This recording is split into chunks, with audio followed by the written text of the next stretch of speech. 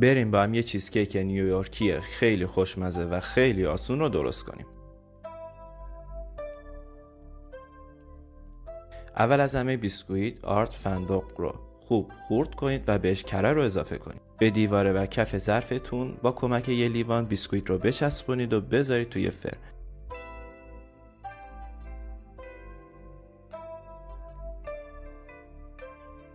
حالا پنیر خامیه‌ای با درصد چربی بالا رو نرم کنید، بهش شکر با وانیل رو آروم آروم اضافه کنید. خوب مخلوط که شدن یواش یواش 2/3 خامه، تخم مرغ، ماست و باقی خامه رو اضافه کنید.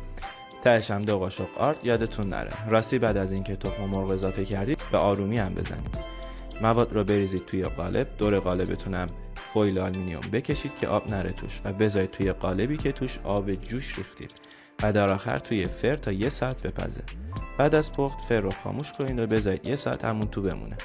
بعد از 1 ساعت روش یه چیز بکشید و بذارید توی یخچال.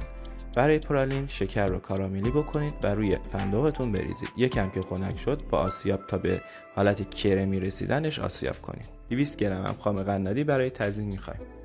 حالا پرالین رو بریزید روی چیزکیکتون و با خام تزیینش کنید. همین نوش جونتون.